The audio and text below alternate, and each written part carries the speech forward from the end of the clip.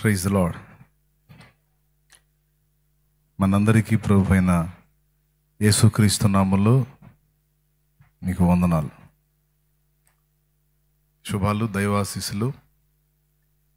Live ద్వారా, Zoom ద్వారా అందుబాటులోకి వచ్చినటువంటి బిడ్డలకు కూడా ప్రత్యేక వందనాలు తెలియజేస్తూ ఉన్నాను. మీ అందరికీ వందనాలు.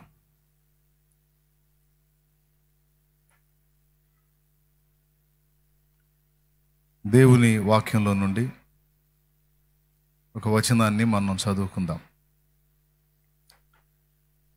యెషయా గ్రంథము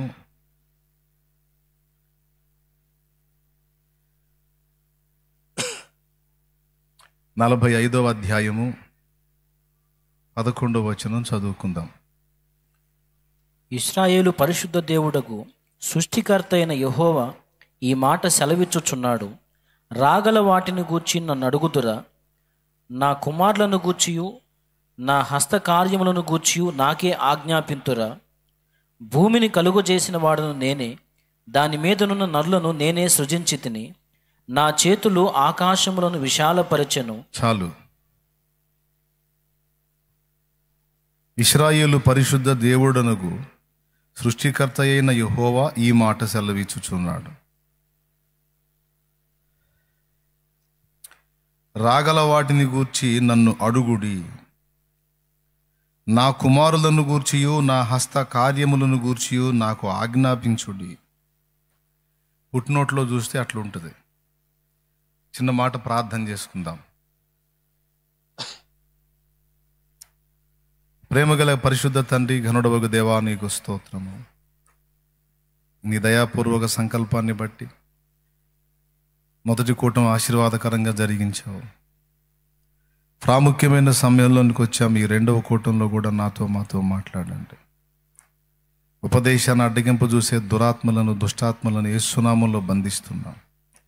నీ దాసునికి మంచి శక్తినిచ్చి, అభిషేకం ఇచ్చి, నీ వాక్యమును పంపి మాతో మాట్లాడమని యేసు ప్రశస్త నామమున ప్రార్థించి పొంది ఉన్నాము తండ్రి, ఆమేన్.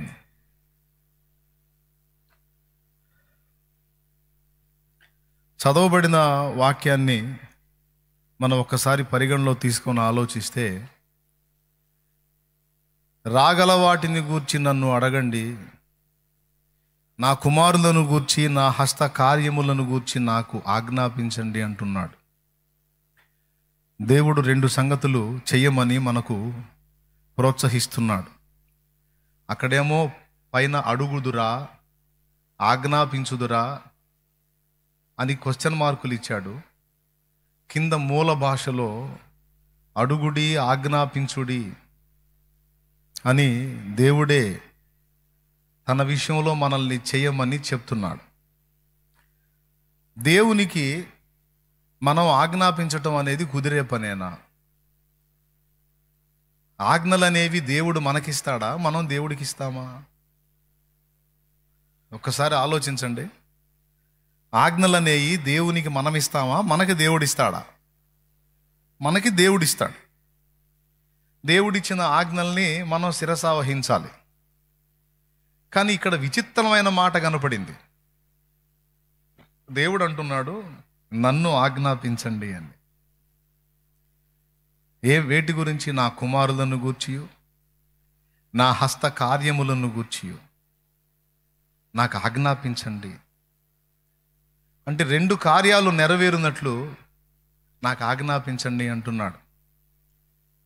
మొదటిది ఆయన కుమారుల యొక్క సిద్ధపాటును గూర్చి, రెండవది ఆయన హస్త కార్యములను గురించి. దేవునికి మనుషుడు ఆజ్ఞాపించడం అనేది ఊహించని సంగతి, అది ఊహించలేని సంగతి. పాత నిబంధనలో చూసినా, క్రొత్త నిబంధనలో చూసినా దేవుడు మనుషులకు ఆజ్ఞాపించినట్టు మనకు కనబడితే కానీ మనుషులు దేవునికి ఆజ్ఞాపించినట్టు కనబడదు. కానీ యెషయా గ్రంథంలో ఒక ప్రత్యేకత ఉంది. 66 అధ్యాయాల పుస్తకం యెషయా గ్రంథం. అందులో 66 అధ్యాయాలు, బైబిల్లో 66 పుస్తకాలు. పాత నిబంధన 39, క్రొత్త నిబంధన 27, మొత్తం కలిపి 66 పుస్తకాలు. యెషయా గ్రంథంలో కూడా 39 అధ్యాయాల వరకు కొన్ని సంగతులు ఉంటాయి, ప్రవచనాలు క్రీస్తును గూర్చి. 40వ అధ్యాయం దగ్గర నుంచి క్రొత్త నిబంధన ప్రవచనాలు స్పష్టంగా కనపడతాయి. ఉదాహరణకి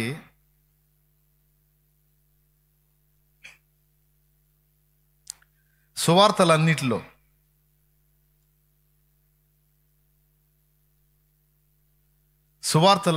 ఫస్ట్ యేసు ప్రభు కంటే ముందు కనపడేది బాప్తీసం ఇచ్చు యోహాను. ప్రభు మార్గమును సరళపరచుడి, ప్రభు త్రోవలను సిద్ధపరచుడి అని యెషయా ప్రవచించిన ఆ ప్రవచన యొక్క నెరవేర్పు నేనని యోహాను ప్రకటించాడు. ఆ మాట మనకి యెషయా గ్రంథంలో 40వ అధ్యాయంలో కనపడింది. చూడండి 3వ వచనం. చదువు. ఆలకించుడి, అడవిలో ఒకడు ప్రకటించుచున్నాడు, ఎట్లనగా అరణ్యములో యెహోవాకు మార్గము సిద్ధపరచుడి, ఎడారిలో మా దేవుని రాజమార్గము సరళము చేయుడి. ఇది ఎవరిని గూర్చిన మాట? బాప్తీసం ఇచ్చి యోహానును గూర్చినటువంటి సందేశం. అంటే యెషయా గ్రంథం 40వ అధ్యాయం నుంచి ఇక నూతన నిబంధనకు సంబంధించిన ప్రవచనాలు లిఖించబడ్డాయి. 39 అధ్యాయాలు కొన్ని సమాచారాలు ఇస్తే, ఈ 40వ అధ్యాయం నుంచి మరికొన్ని సమాచారాలు, క్రొత్త నిబంధన సంబంధమైన విషయాలు, సంఘానికి సంబంధించిన విషయాలు అన్నీ ఉన్నాయి. అందులో 45వ అధ్యాయం కూడా, ఇప్పుడు మనం చదువుకున్న వచనాలు కూడా ఈ క్రొత్త నిబంధన విశ్వాసుల తరగతికి చెందినవి. ఒకప్పుడు మానవులకు దేవుని దగ్గర అంత స్వేచ్ఛ లేదు. ఉందా? ఇప్పుడు మీరు అబ్బా, తండ్రి అని మొరపెడుతున్నారు. దేవుని మందిరంలోనికి సరాసరి వచ్చేస్తున్నారు. పాత నిబంధనలో ఇలా దేవుని సన్నిధికి రావడం కుదిరిద్దా? కష్టం. అతి పరిశుద్ధ స్థలం, పరిశుద్ధ స్థలం, ఆవరణం, 3 విభాగాలు ఉంటాయి. ఆవరణంలో ప్రజలు, పరిశుద్ధ స్థలంలో యాజకులు, అతి పరిశుద్ధ స్థలంలో సంవత్సరానికి ఒక్కసారి యాజకుడు వెళ్ళాలి. ఇప్పుడు నువ్వు స్నానం చేసావా, చేయలేదా, కడగా ఉన్నావా, ఎలా ఉన్నావు, ఏ ఇబ్బంది లేకుండా డైరెక్ట్గా దేవుని సన్నిధికి వస్తున్నావు. ఆనాడు ఉన్న నియమాలు, నిష్టలు, ఆచార వ్యవహారాలు ఏమీ ఈరోజు లేవు. ఆ రోజు ప్రత్యక్ష గుడారానికి వెళ్ళాలంటే బలిపీఠం మీద అర్పణ అర్పించాలి. పశువుల రక్తం. ఈరోజు నీ జిహ్వ ఫలం అంటే నాలుకతో స్తుతిని అర్పిస్తూ వచ్చేస్తున్నావు. ఆనాడు లేని స్వేచ్ఛ, స్వాతంత్ర్యం ఈనాడు మనకు కలిగింది. ఎవరి ద్వారా కలిగిందంటే దైవ కుమారుని రక్తము వలన మనకి స్వేచ్ఛ లభించింది. దైవ కుమారుని శిలువ బలియాగము ద్వారా మనకి అవకాశం లభించింది.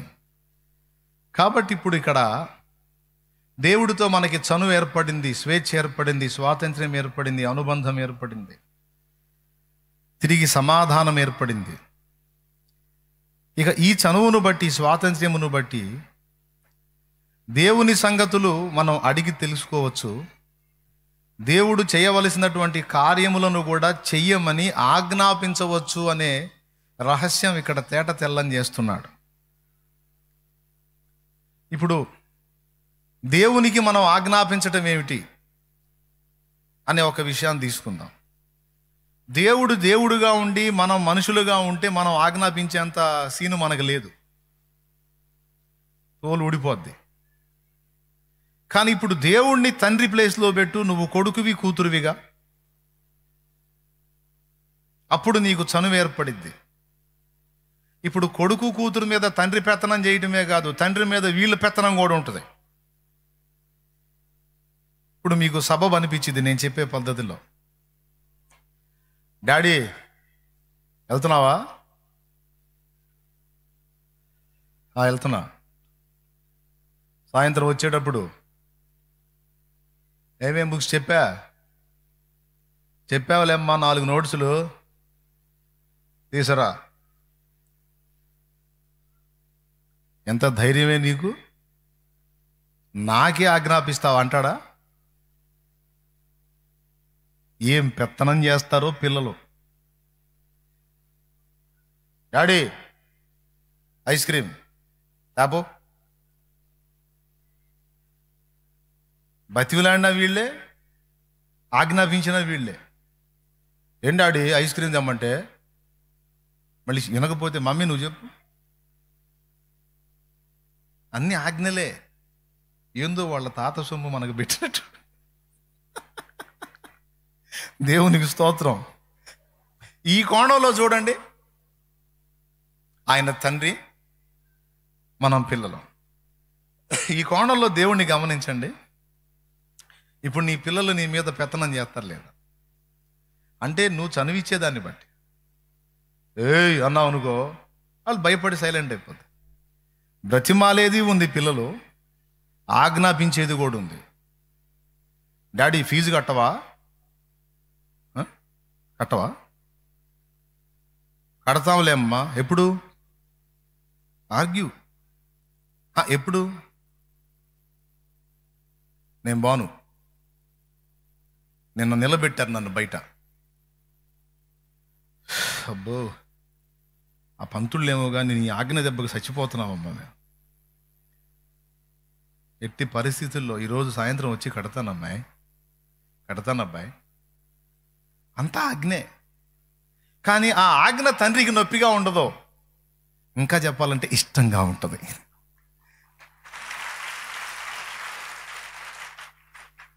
ఆ చనువు, ఆ స్వాతంత్ర్యం, ఆ ఆజ్ఞ తండ్రిని నొప్పించదు, పైగా ఆయనకి ఇష్టం పుట్టించిద్ది. తల్లి సపోర్ట్ చేసిద్ది. ఏంటి వీడేంది అసలు, నిన్నే పనివాడు అనుకుంటున్నాడు, ఏంది ఆజ్ఞలు జారీ చేస్తున్నాడు, ఏంది వీడు అని భర్త భార్యతో అన్నాడు అనుకో, నీ కొడుకయ్యా, నీ కొడుకు, అక్కడే నేను బుక్ అయ్యా. నా కొడుకు అయినందుకు ఏం సాగించుకుంటున్నాడు వాడు, మరి నీ మీద సాగించుకోక ఎవడి మీద సాగించుకుంటాడు? ఆ చనువు నీ దగ్గరే, ఆ సాగింపుడు నీ దగ్గరే, ఆ అనురాగం నీ దగ్గరే, అన్నీ నీ దగ్గరే. అంటదా అందా అమ్మ? అమ్మ అంటదా అందా?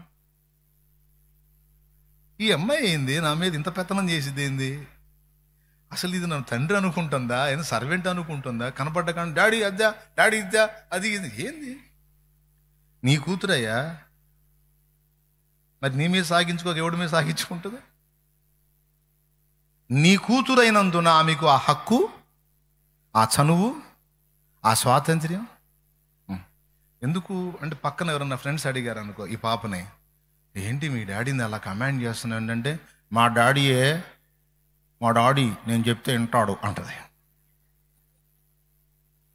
డాడీ పై తాపో అంటే అలాగే తల్లి అనుకో. మా మీ డాడీని ఎంత కమాండ్ చేస్తున్నాడు, మా డాడీ మరి ఈ మాట పోయేటప్పుడు ఆయన శివుని పడ్డది అనుకో, అబ్బో ఏం పొంగిపోతాడు. మా డాడీ అని బుడ్డది, నా కూతురు అని ఆయన, వాళ్ళిద్దరి మధ్య ఉన్న ఆ అనుబంధం ఆజ్ఞలను కూడా ఆనందంగా తీసుకునేటట్టు చేసింది.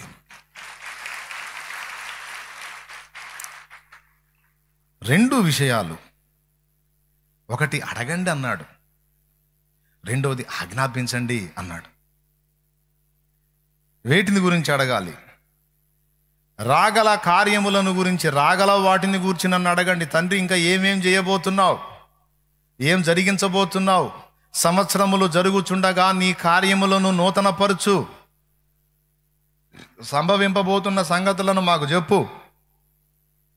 అడగండి, నేను చెప్తా.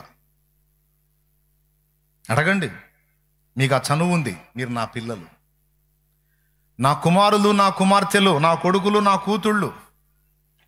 నా దగ్గర సాగింపుడు ఉంది మీకు.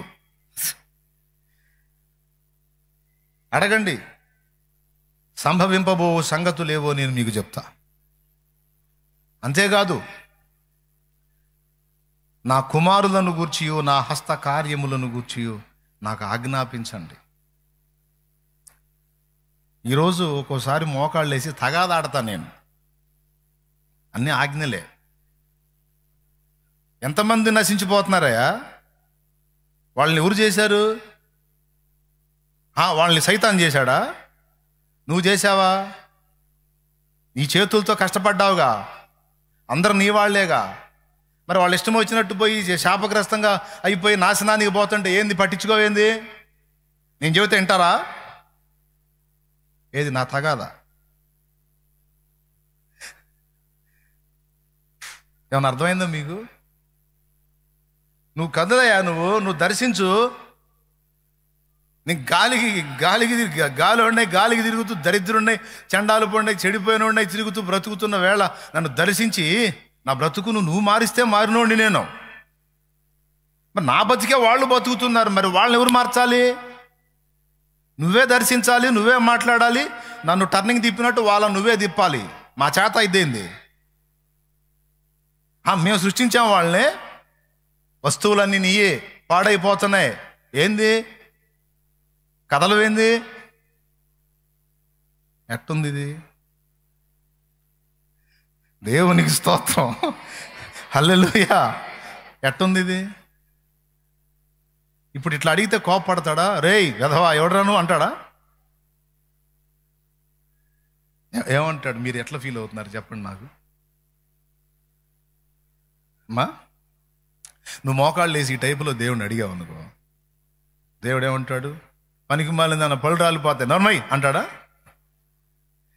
అమ్మమ్మమ్మ పిచ్చిదాన్న ఎంత భారమే నీకు తల్లి అంటాడు.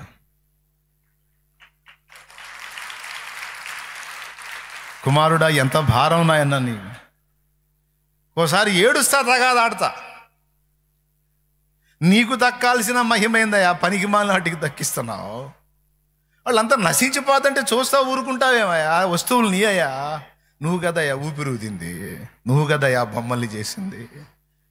పట్టించుకోవేమయ్యా? నువ్వు దర్శించవేమయ్యా? నువ్వు కదలవేమయ్యా? మాట్లాడవేమయ్యా? కన్నీళ్లతోనే. ఒక కోణంలో చూస్తేనేమో విజ్ఞాపనలు, మరో కోణంలో చూస్తేనేమో ఆజ్ఞలు.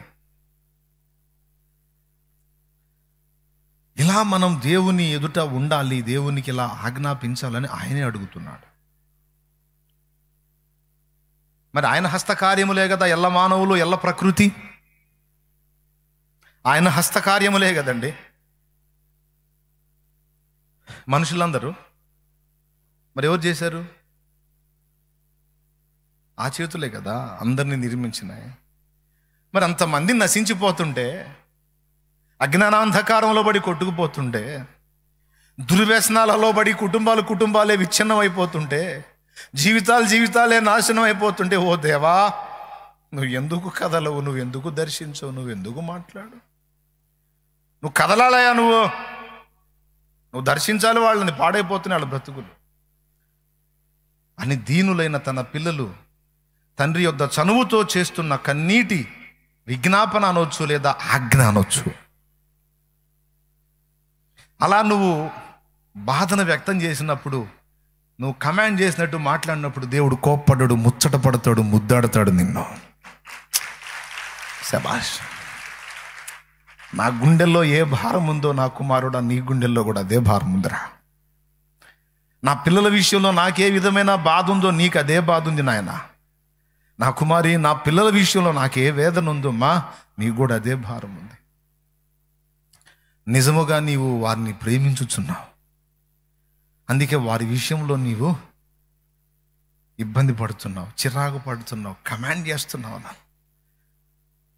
నీ మాటను తీసుకొని నేను తప్పకుండా వాళ్ళని దర్శిస్తానంటాడు.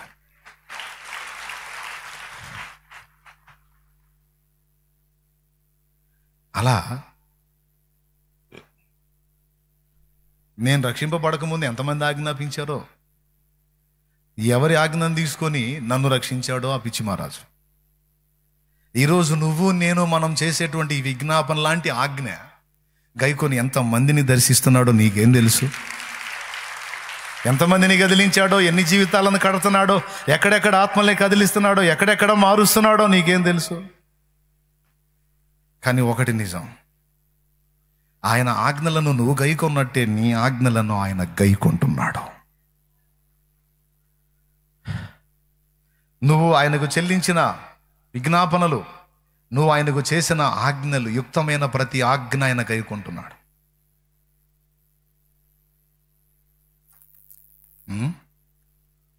దేవా, ఆ యెజబెలు నీ వైపు నుంచి బయలు వైపుకు తిప్పింది. నీవే దేవుడు అని రుజువు చేసే సమయం ఆసన్నమైంది. ఇప్పుడు ఒక సూచక్రియ అవసరమైంది.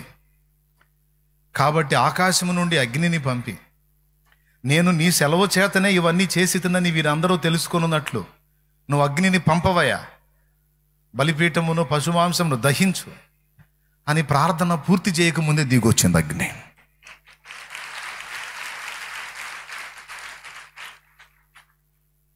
బ్రతిమాలుకున్నట్టు ఉండదు, ఆజ్ఞాపించినట్టు ఉంటుంది ఏలియా వ్యవహారం అంతా. అంటే అంత చనువు. పోతాడు, దేవా ఇక ఇంతే చాలు, నా వల్లగా తీసుకో అంటాడు.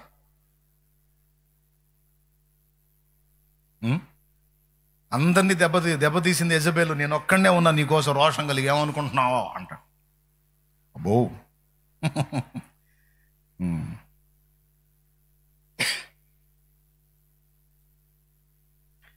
ఎంత బాగా, ఎంత చనువుగా వ్యవహరిస్తాడో.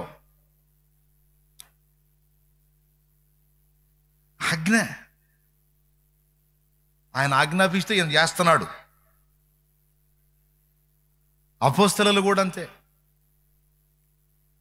ఎలీషా కూడా అంతే. ప్రభువా, నీవు మాకు ఇచ్చినటువంటి భద్రత వీడు చూచున్నట్లు వీని కళ్ళు తెరువు అంటాడు. అంతే, తెరువు అంటే వాడిని కళ్ళు తెరిచి సెక్యూరిటీ, అంత సెక్యూరిటీ ఎలీషా కొందో చూపించాడు. ఇది చేయవా అంటే అంత వెంటనే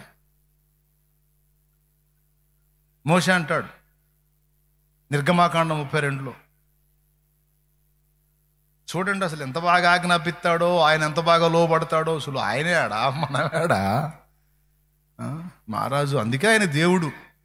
ఆ రేంజ్ మనకుంటే నా ఎవడిని లెక్క చేసేవాళ్ళం కాదు మనం. దేవునికి స్తోత్రం, హల్లెలూయా. ఆ రేంజ్ మనకుంటే ఎవడిని లెక్క చేయం మనం. ఆయన అంత ఉండి మోషే చెబితే వింటున్నా. నిర్గమాకాండం 32వ అధ్యాయం చూడండి ఒకసారి బైబిల్ తీసి 10వ వచనం.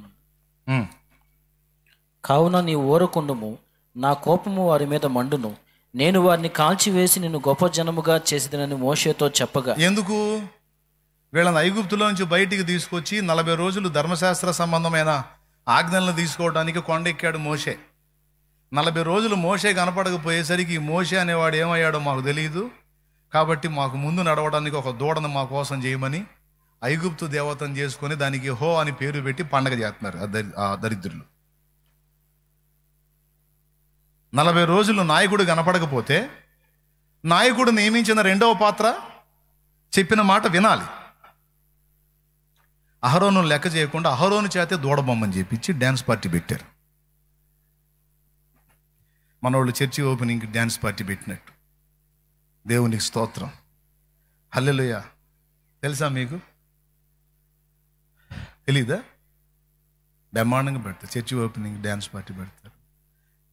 క్రిస్మస్ సందర్భంగా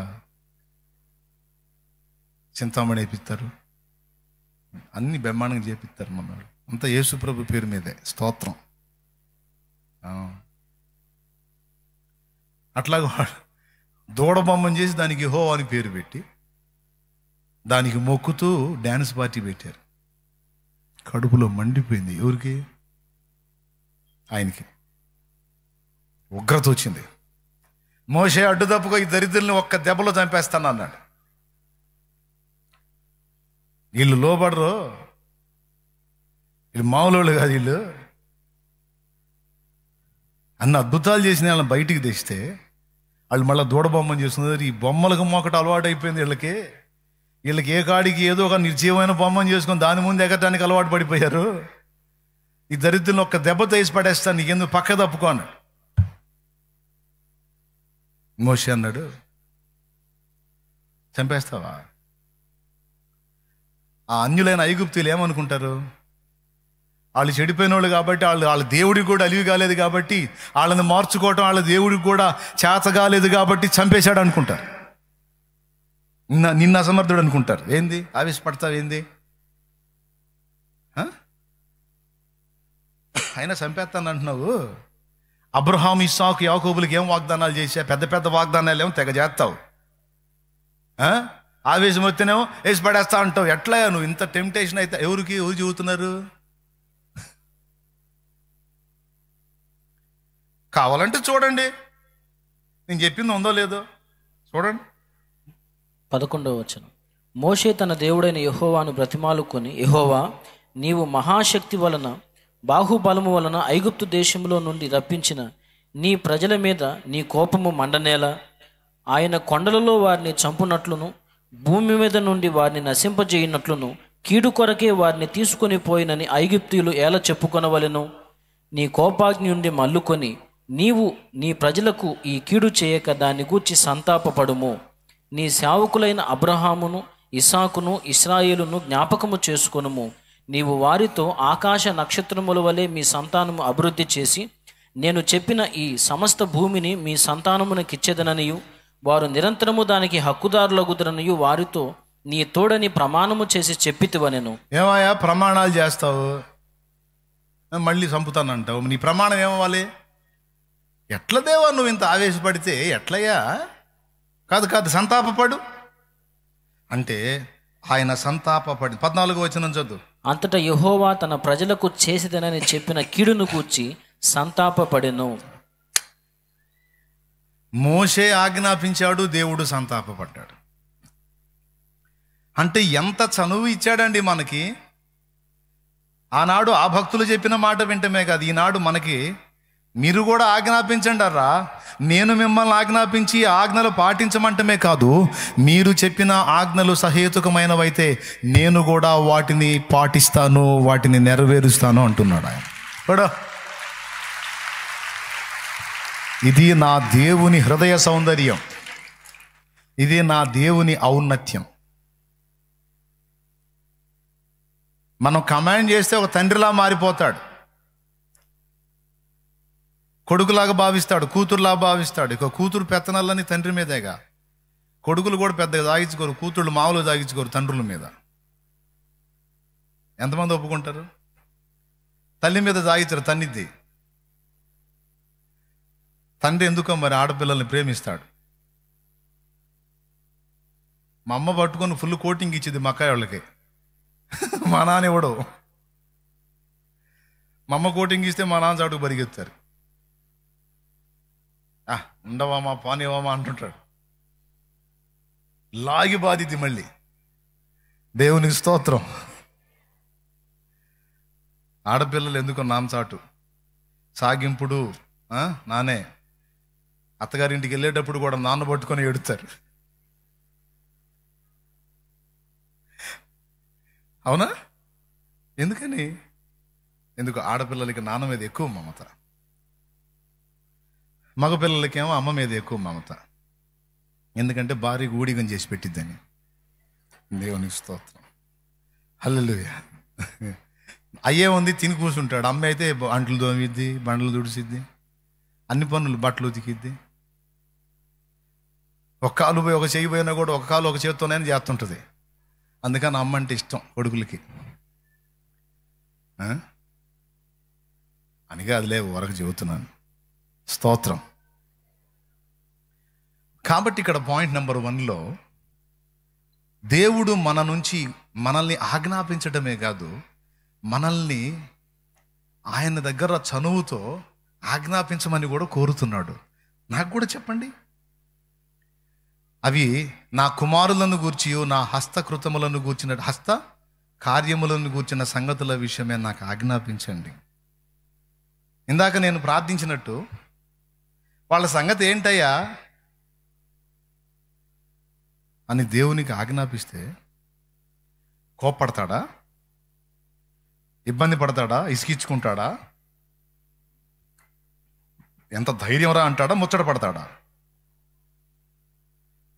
ఏందిరా మొఖానికి తగలో, ఈ పొట్టకను నడుంకు తగులుతున్నాయి, పైకి లేపండిరా, పేరుకే బిల్డప్గానే మొఖానికి తగలట్లేదు. దేవునికి స్తోత్రం. ఏమండి? కడుపు చల్లగా ఉంటుంది మొహం.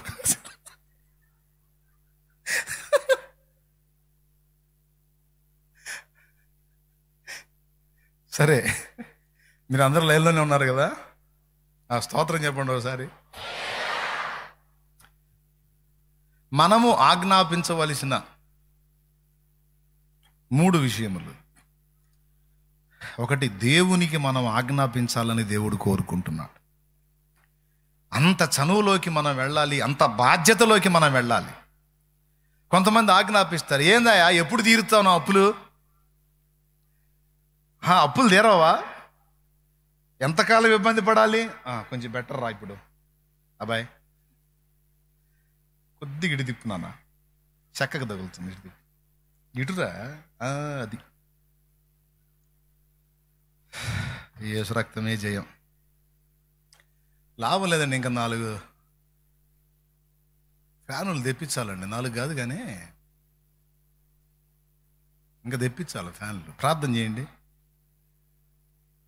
ఈ ఏనుగు ఫ్యాన్లు కాకుండా అందులో సగం ఫ్యాన్లు అక్కడొకటి ఈ షెడ్ అంతా వేయించాలా. అవతల వాళ్ళకి కమ్మగా మొత్తం ఫుల్ ఫ్యాన్లు ఉన్నాయి, మనకే సరిగా గాలి ఉంటుందా. వాళ్ళు చూడ అసలు ఎట్ట కూర్చున్నారు చల్లగా. దేవునికి స్తోత్రం. మనం లాభం లేదని ఈ మధ్యలో షెడ్కి ఇంకొక 8 ఫ్యాన్లైనా తెచ్చుకోవాలా. ఈ పెద్ద ఫ్యాన్లు కాకుండా చిన్న, వీటికంటే సగం ఉంటాయి, అవి తెచ్చి కట్టుకుందాం. వాటిని దృష్టిలో పెట్టుకోండి ఆయన. అప్పుడు ఈడ కూడా ఒకటి కడతారు, నా నెత్తిని కూడా ఒకటి కడతారు, తిరుగుతూ ఉంటుంది.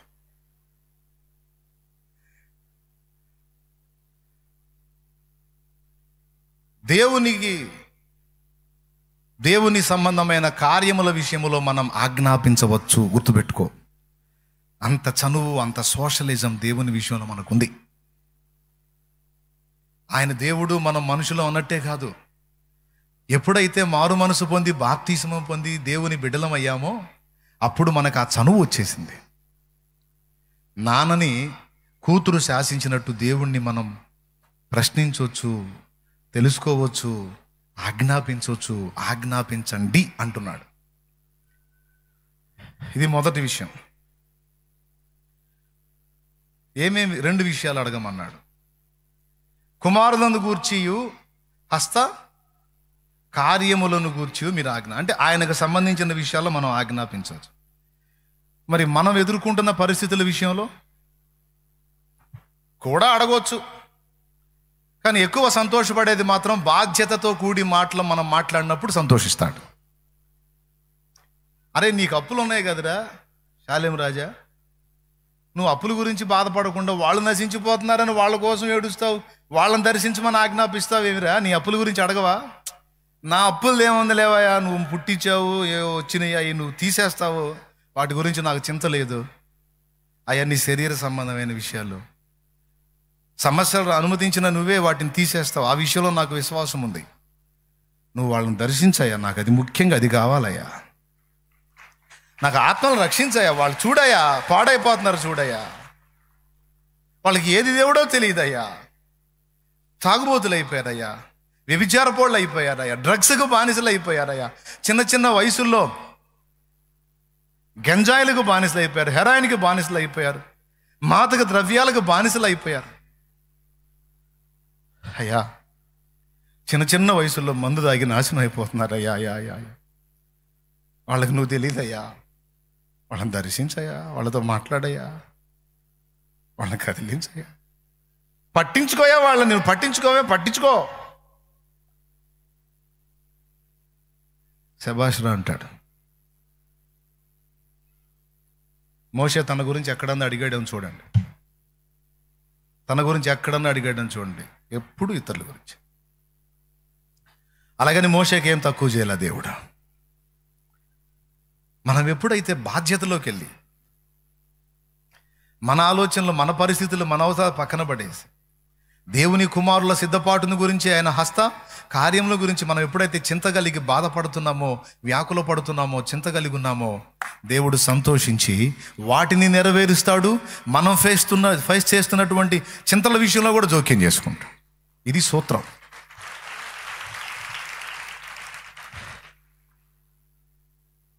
దేవునికి మహిమ. బాధ్యత గల కొడుకు ఏమంటాడండి? చీటిపాటకి డబ్బులు కట్టాలి, 20,000 కట్టాలి. 20,000 వచ్చినాయి, వీడికేం బట్టలు చినిగిపోయినాయి. అబ్బాయి ఒక 5,000 తీసుకొని బట్టలు తెచ్చుకోరా అన్నాడు నాన్న. బాధ్యత గల కొడుకేమంటాడు? ఇప్పుడు నా బట్టలు చినిగిపోతే ఇప్పుడు నాకేమన్నా నష్టం వచ్చిందా? అక్కడ చీటిపాట డబ్బులు కట్టాలిగా, పాడుకున్నాంగా, తెచ్చుకున్నాంగా, కట్టాలిగా. నాకు 5,000 వద్దు, ఏమొద్దు, ముందు అవి కట్టే నానా అని కొడుకంటే ఆ తండ్రి ఎంత ఉప్పొంగిపోతాడో. 2 జరుగుతాయి ఆ తండ్రి హృదయంలో. ఒకటి, బాధ్యత ఎరిగిన కొడుకు మనస్తత్వాన్ని బట్టి పొంగిపోతాడు. పాపం ఆ కొడుకు తనను కూడా పట్టించుకోకుండా తండ్రి మీదున్న బరువుని తీసి తండ్రి ఇష్టాన్ని నెరవేర్చడానికి ఆశ కలిగి ఉన్నందున కొడుకు కోసం ఏడుస్తాడు కూడా. ఏడవడా? ఇంత నీతి గల్లోడు నా కొడుకు, వాడికి పాపం బట్టలు చినిగిపోయాయి అని బాధ. తండ్రి గురించి కొడుకు చింతపడుతుంటే కొడుకు గురించి ఈయన ఆలోచిస్తాడు. అవసరమైతే ఈ డబ్బులు కట్టి ఇంకో చోట ఇంకొక 4,000 తీసుకొచ్చాను. సరే అబ్బాయి, మరి బాగలేవురా, ఇక్కడ తీసుకోయా, నా గురించి ఎందుకు ఆలోచిస్తావు నాన్న? నేనేమో నీ గురించి ఆలోచిస్తుంటే నువ్వేమో నా గురించి ఆలోచిస్తావు అంటే, కాదులేరా, నాదేముంది లేరా, ఆ ఒత్తిడిది ఏముంది, నువ్వు యవనస్తుడిరా, నువ్వు శుభ్రంగా ఉండాలి, కట్టుకోయా, తెచ్చుకొని తీసుకొచ్చుకో అంటాడు. మన నాన్న కూడా అంతే, మన పరలోక తండ్రి కూడా. నాన్న కార్యములను గురించి మనం ఎప్పుడైతే ఆలోచన కలిగి ప్రార్థిస్తామో, ఆజ్ఞాపిస్తామో, ప్రశ్నిస్తామో, వ్యాకుల పడతామో, చింత కలిగి ఉంటామో, నాన్న మన గురించి చింతపడటం మొదలు పెడతాడు. ఈ పిచ్చిది ఇన్ని బాధల్లో ఉందా, ఈ పిచ్చోడి ఇన్ని బాధల్లో ఉన్నాడా, కానీ వాటి గురించి ఆలోచించడు. ఎప్పుడు నా గురించి, నా బిడ్డల గురించి, నా కార్యాల గురించి, కనీసం మోకాళ్ళు వేసినా కూడా వాని సంగతులు అడగడు. నా గురించి, నా కార్యాల గురించి, నా బిడ్డల గురించి, ఏడ్చినా అదే, ప్రార్థించినా అదే, ఆజ్ఞాపించిన ఎప్పుడు ఇదే. తండ్రి గురించి కొడుకు ఆలోచించి తండ్రి మీద బరువు తీసేయాలనుకున్నప్పుడు తండ్రి ఏం ఆలోచించాడు? కొడుకు కనీస అవసరాలు ఆలోచించాడా లేదా? అంతకంటే శ్రేష్ఠుడు కదా ఆయన. ఆలోచించడు? ఏమయ్యా, ఖచ్చితంగా ఆలోచిస్తాడు, నెరవేరుస్తాడు కూడా మన కార్యాలు. మన భూ సంబంధమైన తండ్రులకైనా ఆ శక్తి లేదు, ఆ ఛాన్స్ లేదు. కొంతమందికి ఉంటుంది, కొంతమందికి ఆర్థిక ఇబ్బందులను బట్టి ఉండకపోవచ్చు. కానీ మన పరలోక తండ్రి శ్రీమంతుడు. మనం ఎప్పుడైతే ఆయన కార్యముల విషయమై వ్యాకుల పడుతున్నామో, చింత కలిగి ఉన్నామో, ఆయన మన గురించి ఆలోచించడం మొదలు పెడతాడు. ఇది ఫస్ట్ పాయింట్, గుర్తుపెట్టుకోండి. ఆజ్ఞాపించండి అన్నాను. ఏం ఆజ్ఞాపించాలి? ఆయన కుమారులను గూర్చి, హస్తకార్యములను గూర్చి. స్తోత్రం.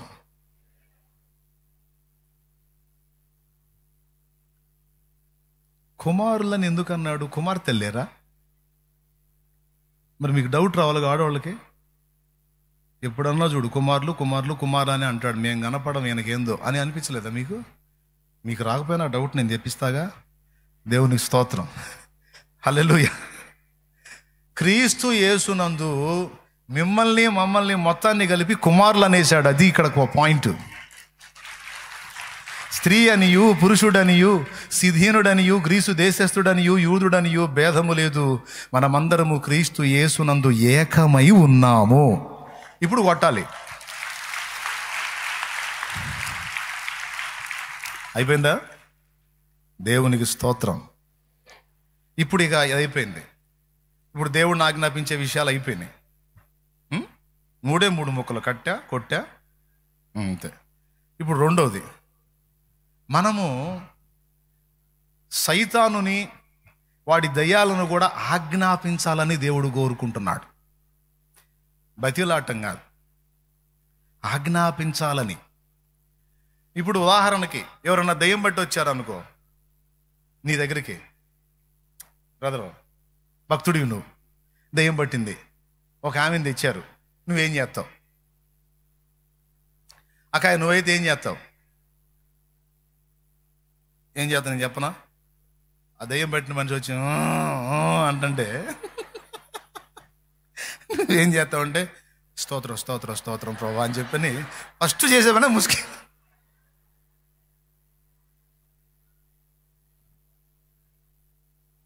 దేవునికి స్తోత్రం. ఫస్ట్ చేసే పని ఏంది? ప్రభా నీకు స్తోత్రం నాయన అని చెప్పని ముసుగేసుకొని హల్లెలూయా హల్లెలూయా హల్లెలూయా ప్రభా యేసు నామములో ప్రభా ఈ దురాత్మ నాయన. అవునా కదా? ఇప్పుడు ఉదాహరణకి ఎవరన్నా నీ దగ్గర తెచ్చారు అనుకో, అక్క అక్క ఈ మనిషికి దయ్యం పట్టింది అక్క ప్రార్థన చేయకని తెస్తే నువ్వేం చేస్తావు చెప్పు? ప్రార్థన చేస్తావు లేదా? బైబిల్లో ఎక్కడన్నా ఉందా మనం చేసే పని చేయమని? బైబిల్ ఎక్కడన్నా ఉందా? దురాత్మ పట్టిన వాళ్ళు ఎదురుకొస్తే వెంటనే సేవకులైనా విశ్వాసులు ఎవరైనా సరే స్తోత్రం స్తోత్రం స్తోత్రం ప్రభా యేసు నామములో నా తండ్రి దయ్యం వెళ్ళిపోవాలి ప్రభా ఇప్పుడే వెళ్ళిపోవాలా అని చెప్పని ప్రార్థన చేయమన్నాడా? అన్నాడా? మరేమన్నాడు? అపోస్తలులు ఏం చేశారు? యేసయ్య ఏం చేశాడు? దయ్యాలు పట్టినోడు ఎదురొచ్చినాడు అనుకో యేసయ్యకి, పరలోకపు తండ్రి నీకు స్తోత్రం, ఇదిగో ఈ దురాత్మను బంధించి అన్నాడా? ఏ అపవిత్రాత్మ వెలుపలికి రా అన్నాడు. ఆజ్ఞాపించాడా లేకపోతే బ్రతిమలాడా? అందరు చెప్పాలి. మరి మనం ఏం చేస్తున్నాం? దెయ్యం పట్టిన వాళ్ళు ఎదురు రాగానే వెంటనే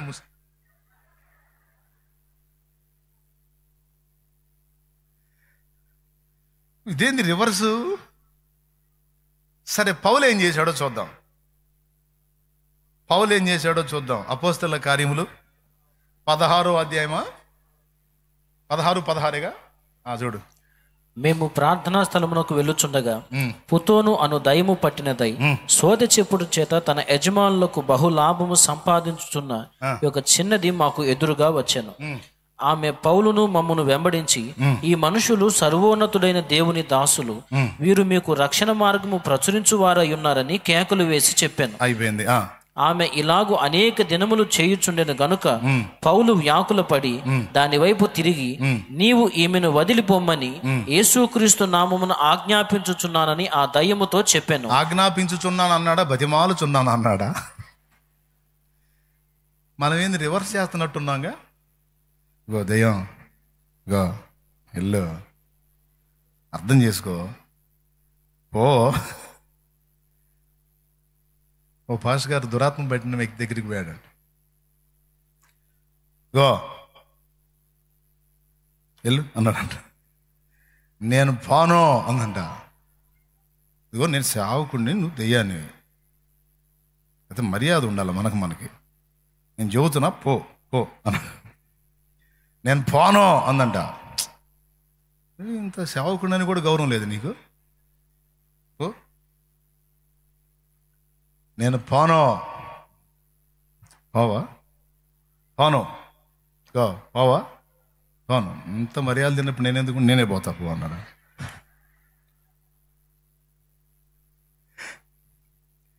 ఇక్కడ యేసు ప్రభువు కానీ అపోస్తలులు కానీ వాటిని ఆజ్ఞాపించారు, వాటిని శాసించారు, వాటితో చెప్పారు.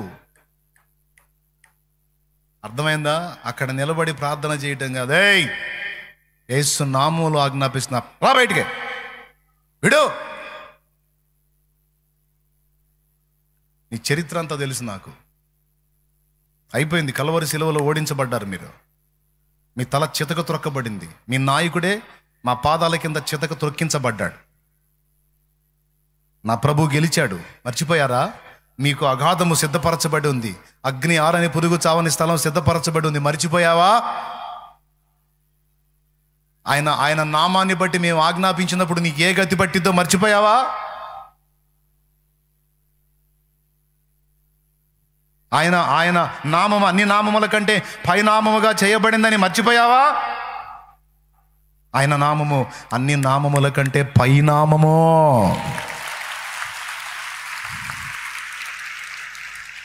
హల్లెలూయా, హల్లెలూయా.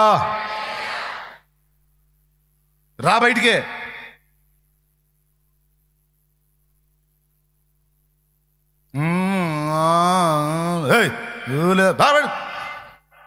ఏసునామములో ఆజ్ఞాపిస్తున్నాడు. ఈ గద్దించుడే. యేసయ్యను చూడండి, అపోస్తలులను చూడండి. అపవిత్రాత్మలను వారు గద్దించారు, యేసు నామమున ఆజ్ఞాపించారు. ఫస్ట్ మనం దేవునికి ఏ ఏ విషయాలలో మనం ఆజ్ఞాపించవచ్చో అది ఏ విషయాన్ని బట్టో అక్కడ తండ్రి కొడుకుల చనువును బట్టి, తండ్రి కూతుళ్ళ చనువును బట్టి మనం కమాండ్ చేసినప్పుడు దేవుడు వింటాడు. అది ఒక కారణం. ఇక్కడ తండ్రి అధికారమును బట్టి, యేసుక్రీస్తు ద్వారా మనకు లభించిన అధికారమును బట్టి ఆజ్ఞాపించమన్నాడు. ఇది మనం గ్రహించాల్సిన విషయం. దయ్యం పట్టినప్పుడు హల్లెలూయా స్తోత్రం ప్రభువా, ముసుకేసుకుని ప్రేమగల పరిశుద్ధ తండ్రి నీకు వందనాలు, ఈ బిడ్డకి దయ్యం పట్టింది ప్రభువా, అయా హల్లెలూయా స్తోత్రం నాయన అంటే అది కూడా లేదు అంటుంటుంది. ఈ ముచ్చట్లు కాదు అక్కడ. మరి అట్లయితే ఉపవాస ప్రార్థన వల్లనే కానీ ఇలాంటివి వదిలిపోవటం అసాధ్యమని ఉంది కదా. మరి దాని సంగతి ఏంటంటే, దెయ్యం పట్టిన వాడి దగ్గర ఉపవాసం ఉండమన్నట. దేవునికి స్తోత్రం, హల్లెలూయా. దెయ్యం పట్టినోడి దగ్గర పోయి ఉపవాసం ఉండమల్ల. ఉపవాస ప్రార్థనలో ముందు సిద్ధపడండి, దయ్యం దగ్గర పోయి ఆజ్ఞాపించండి. హల్లెలూయా. ఎంతమందికి అర్థమైంది? ఇప్పుడు ఏం చేస్తారు? ఇక దయ్యం పట్టిన వాళ్ళు ఎదురుకొస్తే ఏం చేస్తారు? హల్లెలూయా ప్రేమ కలిగిన పరిశుద్ధత.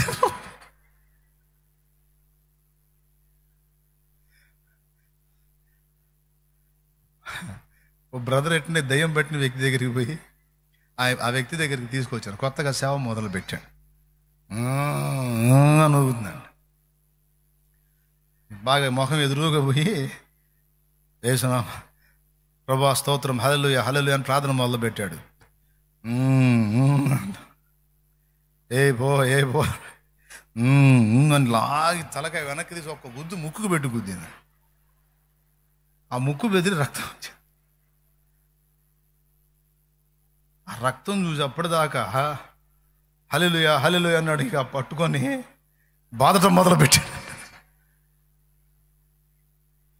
ఒక దురాత్మ ఒక వ్యక్తిని శోధించినప్పుడు, ఒక వ్యక్తిని ఆవరించినప్పుడు, దేవుని కుమారుని యొక్క రక్తము చేత విమోచింపబడి ఆ అధికారం పొందిన మనమేమి చేయాలో స్పష్టంగా చెప్పాడు గ్రంథములో. ఆజ్ఞాపించు, అంతే కంట్రోల్ అయిపోద్ది అన్నాడు. అంతే. నువ్వు విశ్వాసముతో ఫస్ట్ ఏం చెప్పాడు? తండ్రికి చనువుగా ఆజ్ఞాపించు, తండ్రి వింటాడు. ఇక్కడ అధికారమును బట్టి దయ్యమును, సైతానునే, దురాత్మల్ని, మాంత్రిక శక్తుల్ని గడగడలాడిపోవటం కాదు.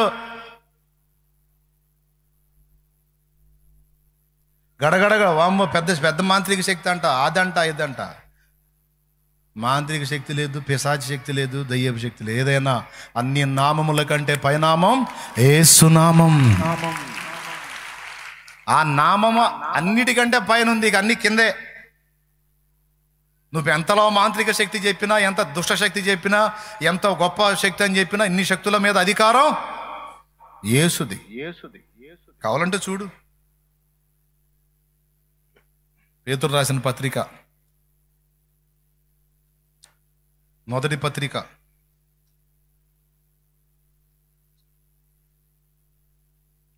3వ అధ్యాయం. నేను చెప్పింది ఉందో లేదో చూడండి. 22వ వచనం చదువు. ఆయన పరలోకమునకు వెళ్ళి దూతల మీదను అధికారుల మీదను శక్తుల మీదను అధికారము పొందినవాడై దేవుని కుడిపాశమున ఉన్నాడు. వేటి మీద అధికారం పొందాడు? శక్తుల మీద. రాసుకో, అక్కడ అండర్లైన్ చెయ్యి. ఇప్పుడు ఏ శక్తి చెబుతావు నువ్వు? దయ్యపు శక్తి చెబుతావా? సాతాను శక్తి చెబుతావా? దుష్ట శక్తి చెబుతావా? దురాత్మ శక్తి చెబుతావా? మాంత్రిక శక్తి చెబుతావా? చేతబడి శక్తి, చిల్లంగి శక్తి, బాణామతి శక్తి, ఏది చెబుతావు? అన్నిటి మీద ఆయన అధికారం పొందిన వాడని స్పష్టంగా చదివావా లేదా? చూడు, అన్నిటి మీద ఎవరికి అధికారం ఉంది? అది ఇంకా పారవు.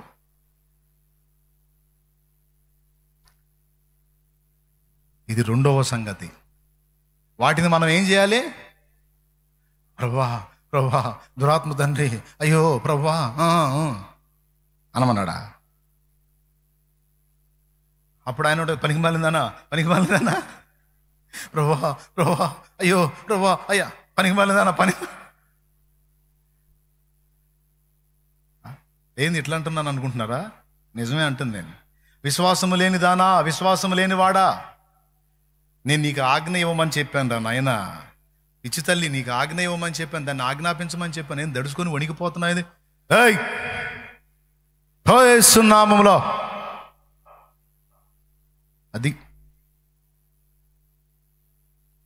ఆ నామములో శక్తి ఉందని నువ్వు నమ్మితే, ఆ నామంలో బలం ఉందని నువ్వు నమ్మితే, దయ్యములకు సమస్యలు కాదు, రోగమును కూడా ఆజ్ఞాపించమన్నాడు. రోగంతో కూడా మాట్లాడమన్నాడు. అపోస్తల కార్యం 3వ అధ్యాయం 4వ వచనం. పేతురును యోహాను వాడిని తేరి చూచి మా తట్టు చూడమనిరి. వాడు వారి యొద్ద ఏమైనా దొరుకునని కనిపెట్టుచు వారి యందు లక్ష్యముంచెను. అంతటా పేతురు, వెండి బంగారములు నా యొద్ద లేవు గాని నాకు కలిగినదే నీకు ఇచ్చుచున్నాను. నజరేయుడైన యేసుక్రీస్తు నామమున నడువుమని చెప్పి వాని కుడి చెయ్యి పట్టుకుని లేవనెత్తెను. అది కాసేపు ప్రార్థన చేయలాడా, అదే రహస్యం వింత. కాసేపు ప్రభువా స్తోత్రం హల్లెలూయా గ్లోరీ అని చెప్పని ప్రార్థన చేయలా. ప్రార్థన చేసే కాడ చేశారు, శక్తి పొందే కాడ పొందారు. సీన్లోకి వచ్చినప్పుడు ఇక ప్రార్థనలు కాదు, చల్ లే లే యేసు నామములో లే. ఎంతమందికి అర్థమవుతుంది? అయ్యలారా స్పష్టంగా అర్థమవుతుందా?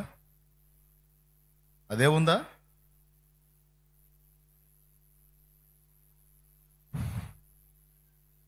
సంఘములో ఎవరైనా రోగులై ఉంటే సంఘపు పెద్దలను పిలిపించి నూనె రాసి ప్రార్థన చేయమన్నాడు. అంతవరకు అక్కడ చెప్పాడు.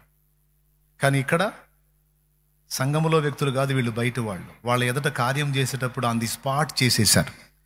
ఆ రోగముతో, ఆ బలహీనతతో, ఆ పుట్టినది మొదలుకొని కుంటితనముతో మాట్లాడాడు, ఆజ్ఞాపించాడు.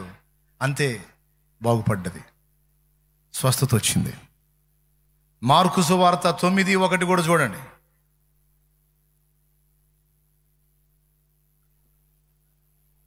మరియు ఆయన ఇక్కడ నిలుచున్న వారిలో కొందరు దేవుని రాజ్యము బలముతో వచ్చి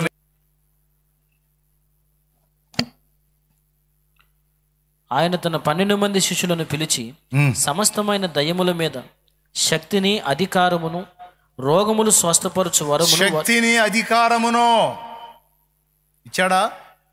శక్తిని అధికారముని ఇచ్చేశాడు. ఆయన యందు విశ్వాసం ఉంచిన వారికి. మార్కు సువార్త 16వ అధ్యాయము 16-17 వచనాలు. నమ్మిన వారి వలన ఈ సూచక్రియలు కనబడునని చెప్పి మనకి ఇవ్వబడిన శక్తి అధికారాన్ని గురించి అక్కడ మాట్లాడాడు. అందులో మొట్టమొదటిదే దయ్యముల మీద అధికారము. తర్వాత రోగముల విషయంలో కూడా మీరు చేతులుంచినప్పుడు స్వస్థత కలిగిద్దన్నాడు. ఎంతమంది వింటున్నారు? మీరు సీరియస్గా తీసుకుంటున్నారా? బతిలాడతారా? రోగాల్ని దయ్యాలని ఆజ్ఞాపించమని చెప్పాడు. ఒకప్పుడు మనకి ఈ విషయంలో గ్రహింపు లేదు. ఇప్పుడు గ్రహింపు దేవుడు కలిగిస్తున్నాడు కనుక మనం మార్పు చెందాలి. సైతాన్ని కానీ దయ్యాలను కానీ బ్రతిమలాడటం కాదు, చల్ యేసునామాన్ని వాడాలి. యేసునామంలో అన్న పౌలు వాడితే సరిపోయింది కానీ నేను నువ్వు వాడితే సరిపోయిద్దన్నా అంటే, పౌలు యేసునందు విశ్వాసం ఉంచాడు, నువ్వు నేను కూడా యేసునందు విశ్వాసం ఉంచాం. ఖచ్చితంగా వినబడిద్ది. దేవుడు తీసుకుంటాడు మన ప్రార్థనని, మన ఆజ్ఞని కూడా దేవుడు తీసుకుంటాడు.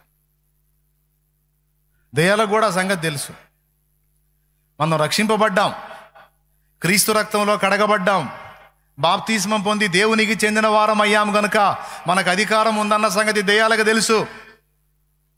మనకే తెలియచావాలి, అది గొప్ప విషయం. మనకే తెలియచావాలి. ఇప్పుడు ఇంట్లో ఎలుక ఉంది, మీ గదిలోకి ఎలుక వచ్చింది అనుకో, మీరు భయపడతారా? భయపడరా? ఇంట్లో తిరుగుతూ ఉంది చుట్టూ, నీ కాళ్ళ కిందకు వస్తుంది, నువ్వు ఎగిరి పడతావా లేకపోతే ఏ ఏ అంటూ ఉంటావా? ఎగిరి పడతారా పడరా?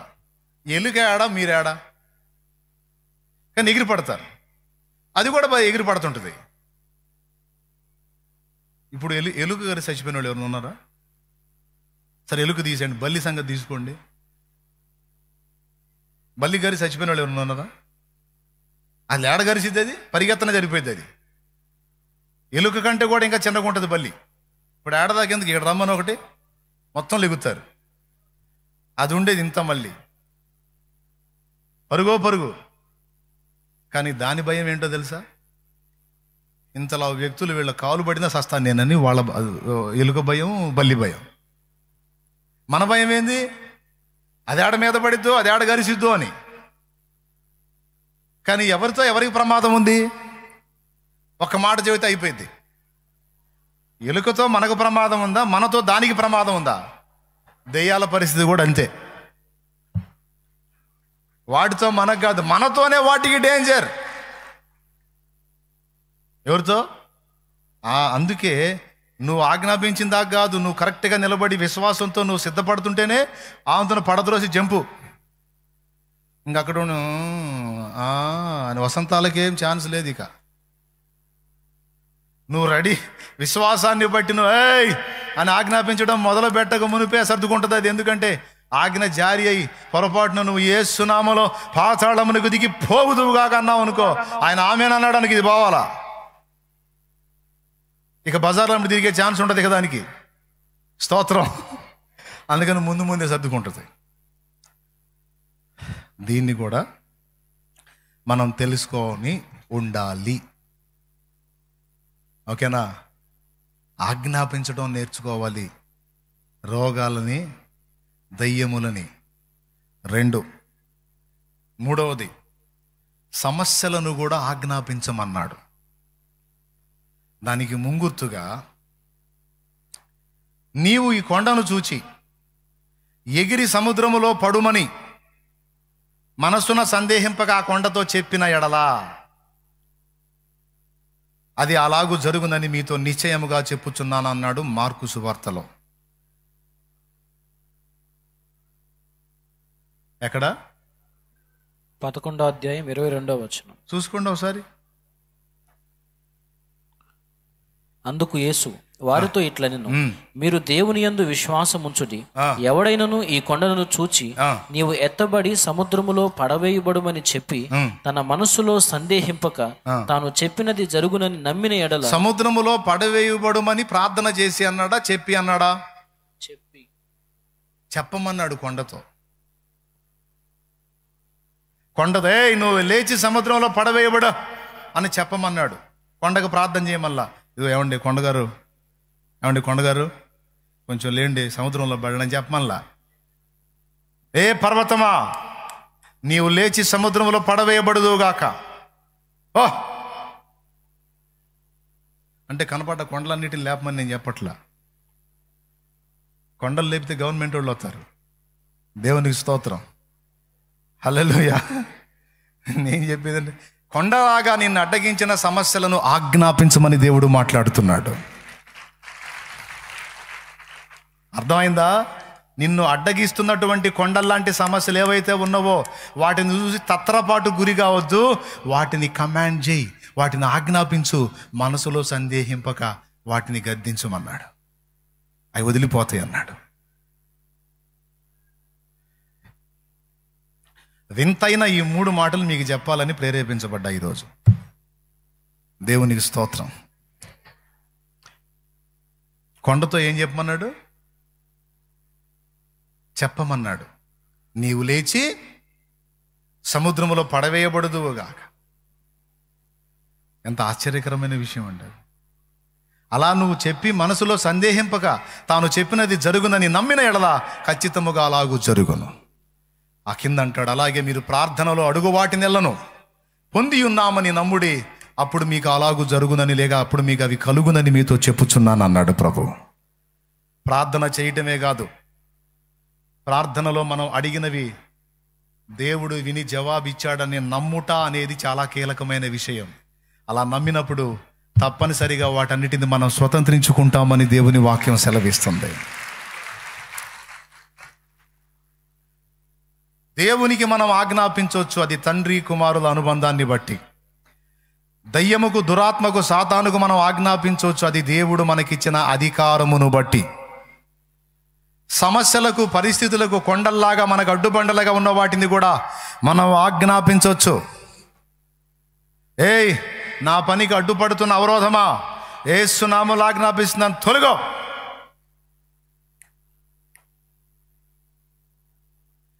నా బిడ్డ కార్యాలకు అడ్డుపడుతున్న అవరోధమా, యేసు నామములో ఆజ్ఞాపిస్తా, తొలగో.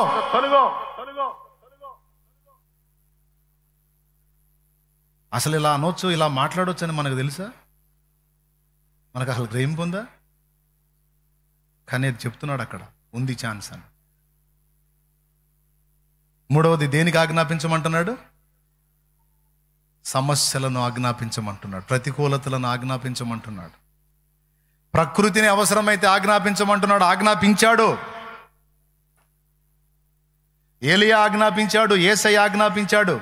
గాలిని గద్దించి సముద్రమును నిమ్మళించమని ఆజ్ఞాపించినప్పుడు అది నిమ్మళించి ఊరకున్నట్లుంది. ఏలియా ఆజ్ఞాపించినప్పుడు ఆకాశం వర్షించలేదు, మళ్ళా ప్రార్థించినప్పుడు ఆకాశం వర్షించింది.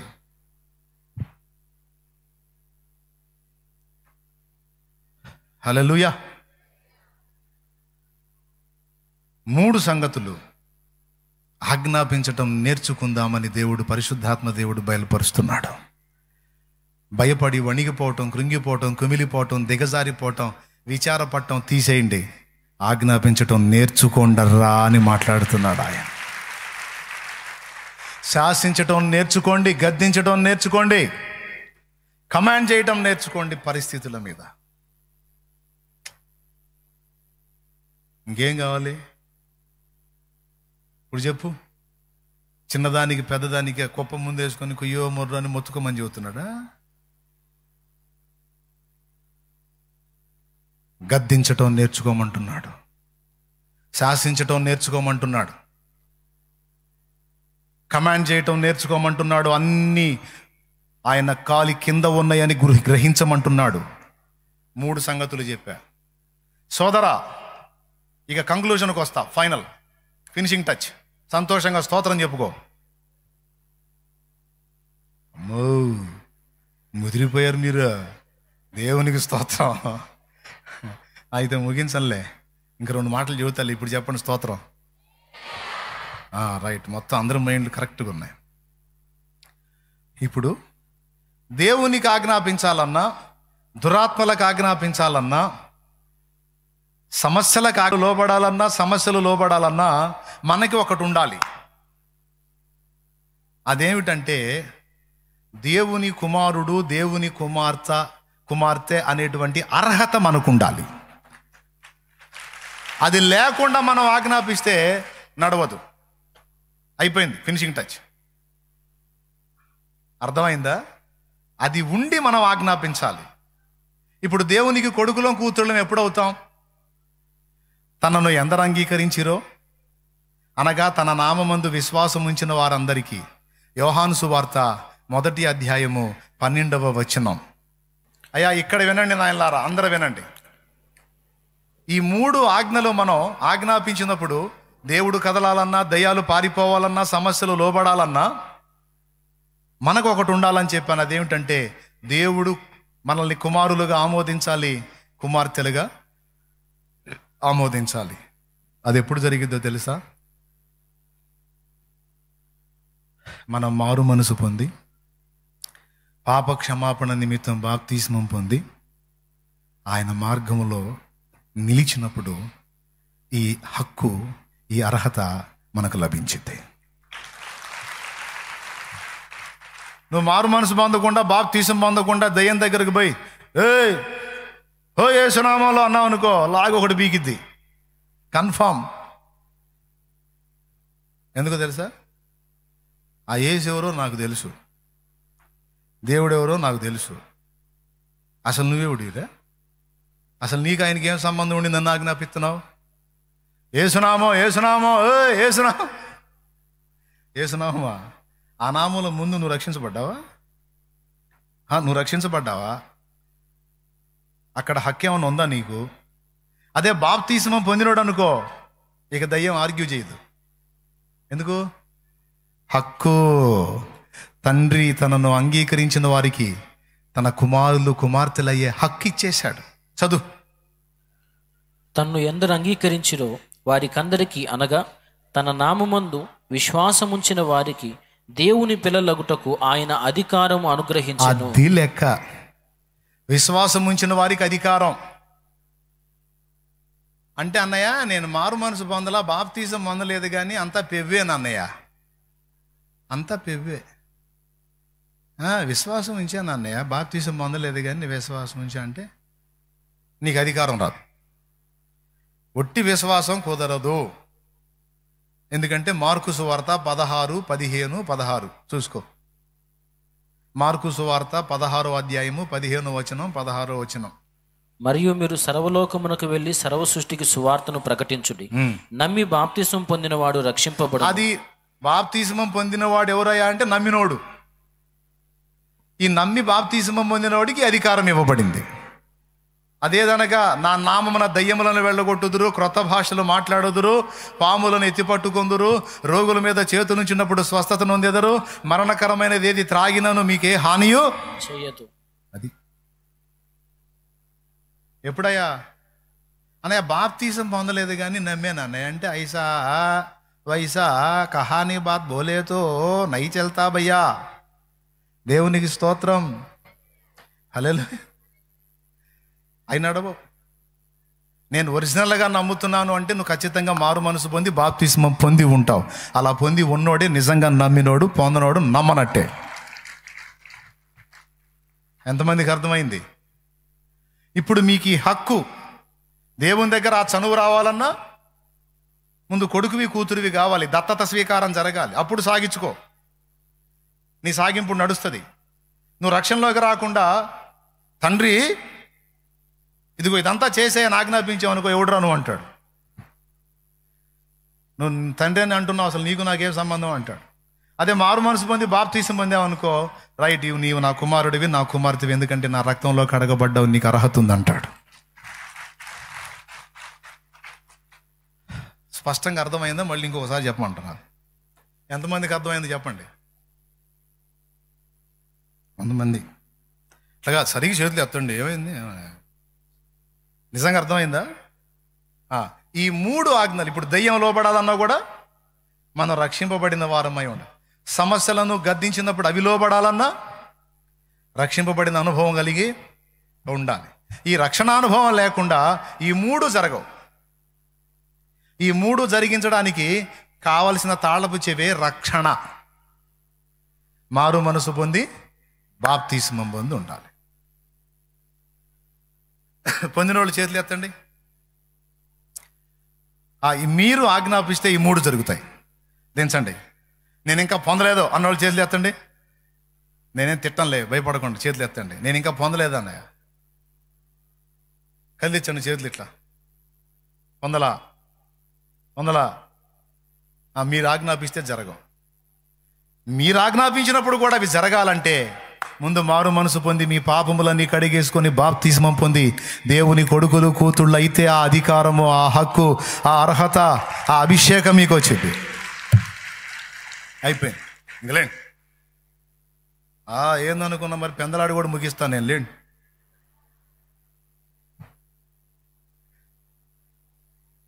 వామ్మో ఇది కళా నిజం అనుకో, అక్కడ నిజంగా నిజమే. లేండి. దేవునికి స్తోత్రం కలుగును గాక. ఇంకా ఒక్కటి కూడా కాల. లేండి. పాట ముందు పైకి లేండి. ఇక ఈరోజు బాప్తీసం విలువ మీకు అర్థమైంది. ఎవరైనా సిద్ధపడితే బాప్తీసమానికి రేపొచ్చే బుధవారం ఉన్నాయి. రేపొచ్చే బుధవారమే ఏమున్నాయి? బాప్తిస్మా కార్యక్రమాలు ఉన్నాయి. రేపు ఎల్లుండిలో ఒకరోజు ఫాస్టింగ్ ఉండి అవకాశం ఉంటే, ఆరోగ్యం బాగుంటే ఒకరోజు ఉపవాసం ఉండి నీ పాపాలన్నీ ఒప్పుకో. ఇంక వాటి జోలికి పోనాయా అని తీర్మానం చేసుకో. బుధవారం రోజు ఉదయం 10 రా. బాప్తీసం పొంది నీ పాపాలన్నీ కడిగేసుకో. అప్పుడు నేను చెప్పిన ఈ 3 ఆజ్ఞలు నువ్వు ఆజ్ఞాపించడానికి హక్కుదారురాలివి అవుతావు. లేకపోతే ఈ హక్కు నీకు రాదు. కొంతమంది వేరే ఊళ్ళ నుంచి వచ్చారు. అన్న ఈరోజు బాప్తీసం ఇస్తారని వచ్చానన్నా అన్నోళ్ళు ఉన్నారు. అలా సిద్ధపడ్డోళ్ళు కూటమైన తర్వాత ఆ నీళ్ల తొట్టి దగ్గరికి పోతే పోతా బాప్తీసం ఇచ్చిపోతా. స్తోత్రం. ఒకవేళ ఆ బుధవారానికి సిద్ధపడే వస్తామన్నా అంటే రా, ఉండగలిగితే ఓ రోజు ఫాస్టింగ్ ఉండి ప్రేయర్ చేసుకో. అంత ఓపిక లేదన్నంటే తిను, పర్వాలేదు. కానీ బుధవారం రోజు బాప్తిస్మానికి మాత్రం తప్పకుండా సిద్ధపడిరా. నువ్వు దేవుడి కొడుకువి కూతురువి కావాలి.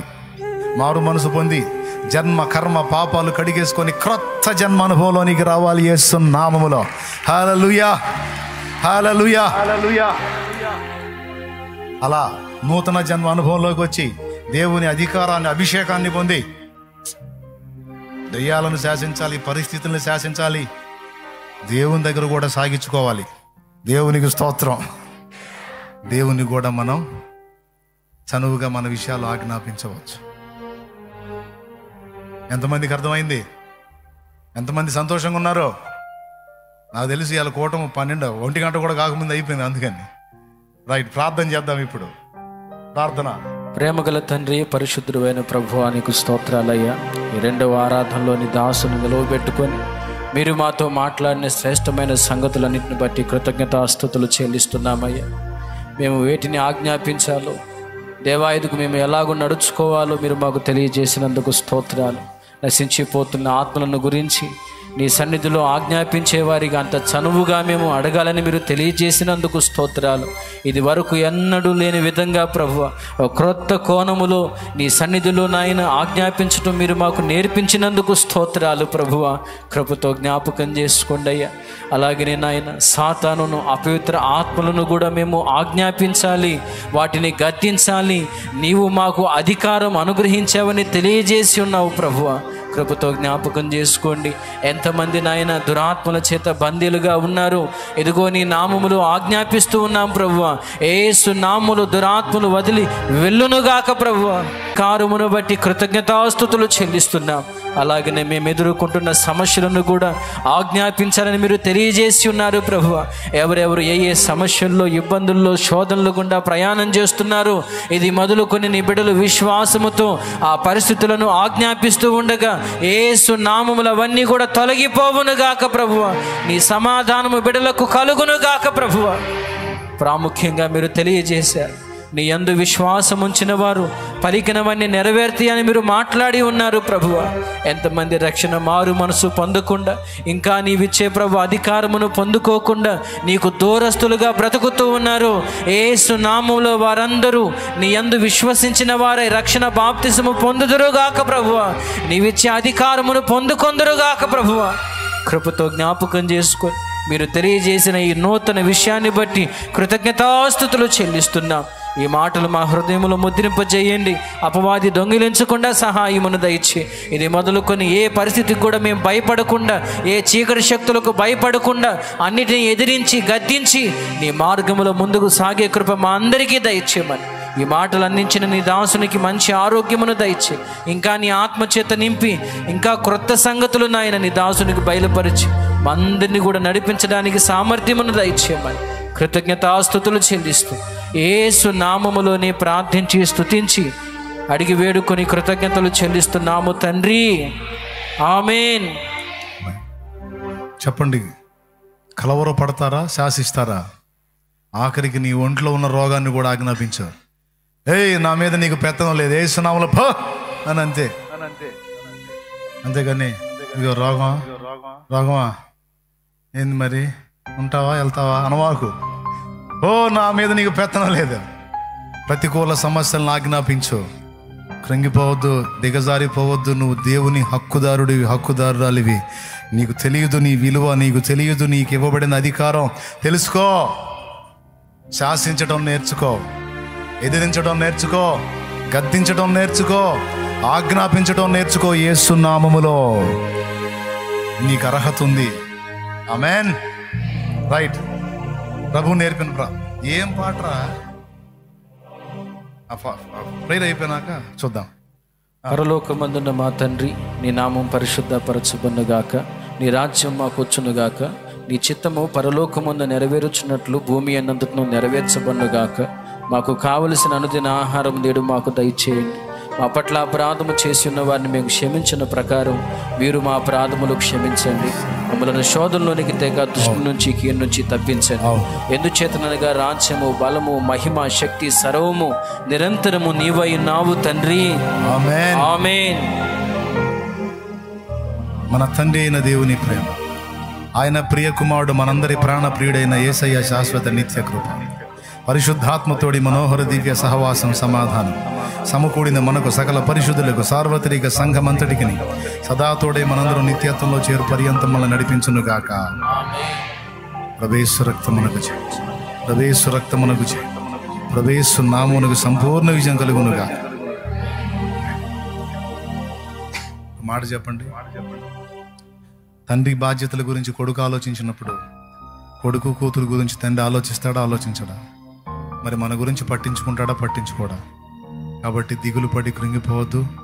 దేవుడు ఖచ్చితంగా మన విషయాలు పట్టించుకుంటాడు. దేవుణ్ణి సేవించటం, దేవుని కార్యాలను గురించి ఆలోచించటం, ఆత్మలను రక్షించటం మీద మనసు పెడదాం. దేని మీద పెడదాం? దేవుని కార్యాల మీద మనసు పెడదాం. ఆమేన్. బుధవారం రోజు ఛాన్స్ వచ్చింది. నశించిపోతున్న ఆత్మను రక్షించడానికి సిద్ధపరచండి. ఆత్మల కోసం పోరాడండి, పాటుపడండి. ఆత్మలను రక్షణలోకి నడిపించండి. సిద్ధపడ్డ వాళ్ళు ఎప్పుడు, ఏ రోజు? గురువారమా? గురువారం రండి, ఎవరుండరు. బుధవారం ఉదయం 10 గంటలకి బాప్తిస్మ కార్యక్రమం ఉంటుంది. సిద్ధపడ్డోళ్ళందరూ చేయండి యేసునామములో. హల్లెలూయా. ఈ లైవ్లో వినేవాళ్ళు కూడా దేన్ని బట్టి నిరాశపడద్దు, నిరుత్సాహపడద్దు. విన్నారుగా దేవుని విషయాలు. ధైర్యం తెచ్చుకొని దేవుని నామాన్ని బట్టి శాసించడం నేర్చుకోండి. మాంత్రిక శక్తులకు భయపడొద్దు, మంత్రజ్ఞులకు భయపడొద్దు. శాసించటమే, ఆజ్ఞాపించటమే యేసునామంలో. అయ్యే ఒక దారి అవుతాయి. ఆమేన్. రైట్. మీ అందరికి వందనాలు. పెందలాడైపోయింది ఇక సర్దుకోండి. ఏం పాట? అబ్బో, ఇంత ఉజ్జీవంగా నేను ఈ విషయాలు చెప్పి ఇప్పుడు ఏడుపు కొట్టు పాట పాడాను అనుకో, అస్సలు బాగుండదు.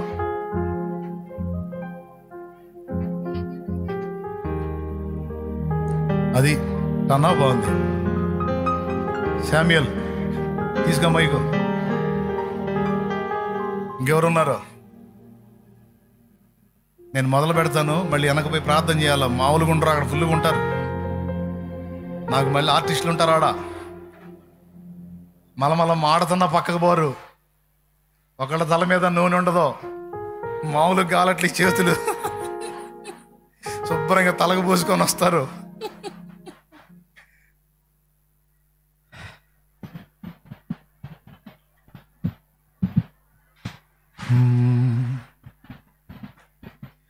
సైన్యములకు అధిపతి నీకే గనా స్తుతి. సైన్యములకు అధిపతి నీకే గనా స్తుతి. సైన్యములకు అధిపతి నీకే గనా స్తుతి. ప్రియమైన దేవా యేసయ్యా నీకే నా స్తోత్రము. ఘనమైన రాజా యేసయ్యా నీకే నా వందనం. ప్రియమైన దేవా యేసయ్యా నీకే నా స్తోత్రము. ఘనమైన రాజా యేసయ్యా నీకే నా వందనం. నీకే నా స్తోత్రము, నీకే నా వందనం, నీకే నా స్తోత్రము, నీకే నా వందనం. నీ వాక్యమేల నా జ్ఞానము, నీ రక్తమేల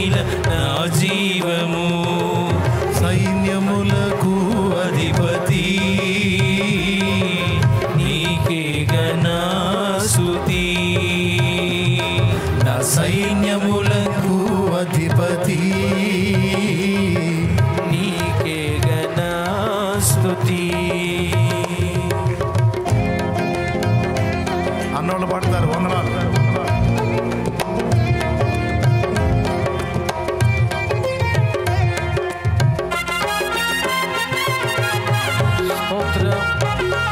స్తోత్రం. దైవజనులు ప్రకటించినట్లుగా వచ్చే బుధవారం బాప్తిస్మాల కార్యక్రమం ఉంది. రక్షణ పొందాలి అని అనుకున్న వారందరూ కూడా తీర్మానం చేసుకొని ఉదయం 10 గంటలకల్లా మందిరానికి రావాలని ప్రభు పేట తెలియజేస్తా ఉన్నాం.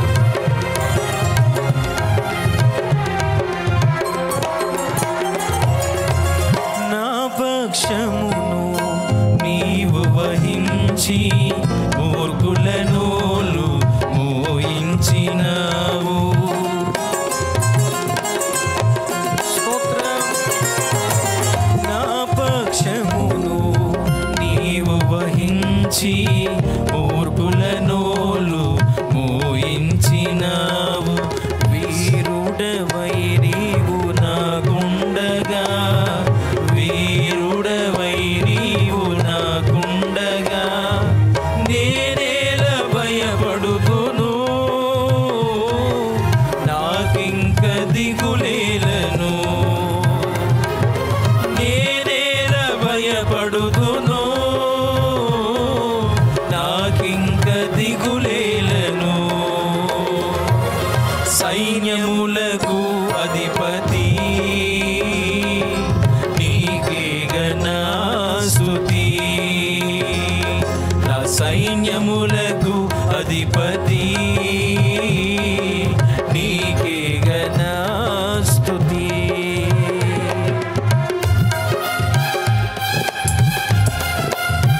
ఈ నెలలో వచ్చే బుధవారం అంటే ఆఖరి బుధవారం 25వ తారీఖు బాప్తిస్మాల కార్యక్రమం ఉంది. ఈ విషయాన్ని అందరికీ తెలియపరచండి. ఈ ఉపదేశం విన్న తర్వాత తీర్మానం చేసుకున్న వారు బుధవారం ఉదయం 9:30 కల్లా మందిరంలోనికి వచ్చినట్లయితే బాప్తిస్మాన్ని గురించిన పూర్వపరాలు మీకు తెలియజేసి మీకు బాప్తిసం ఇవ్వడం జరుగుతుంది. రక్షణ ఇప్పించేవారు కూడా మీరు సిద్ధపరచండి. పరిశుద్ధాత్మలో పరవశించి ప్రస్తుతించి నే పాడెదను. స్తోత్రం. పరిశుద్ధాత్మలో పరవశించి ప్రస్తుతించి నే పాడెదను. విశ్వాసముతో విజయాలను, విశ్వాసముతో విజయాలను నిత్యము నీ పొందేదా, నీతోనే నిలిచేదా. నిత్యము నే పొందేదా, నీతోనే నిలిచేదా. సైన్యములకు అధిపతి నీకే ఘన స్తుతి. నా సైన్యములకు అధిపతి నీకే ఘన స్తుతి.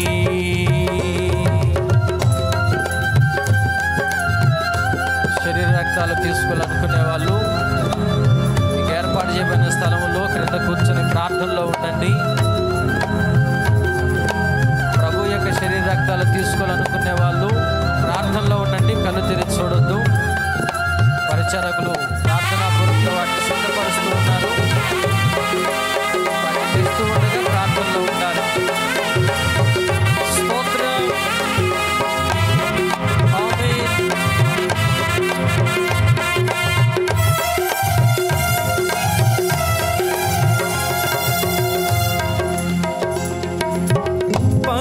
పరిపూర్ణాత్మతో నిన్ను ప్రేమించి నీ పరిచర్యను జరిగించెదను.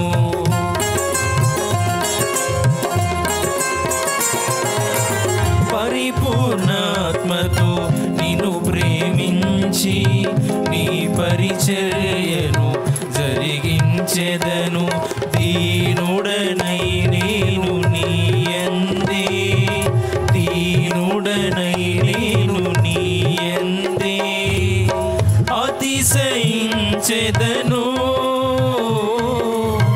ఆనందించెదను అతిశయించెదను ఆనందించెదను సైన్యములకు అధిపతి నీకే ఘన స్తుతి నా సైన్యములకు అధిపతి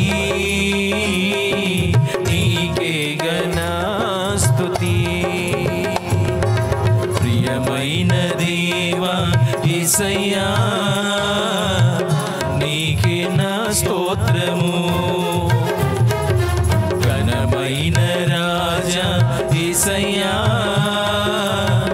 నీకే నా వందనం నీకే నా స్తోత్రము నీకే నా వందనం నీకే నా స్తోత్రము నీకే నా వందనం నీ వాక్యమేల నా జ్ఞానము నీ రక్తమేల నా జీవము నీ వాక్యమేల నా జ్ఞానము నీ రక్తమేల నా జీవము సైన్యములకు అధిపతి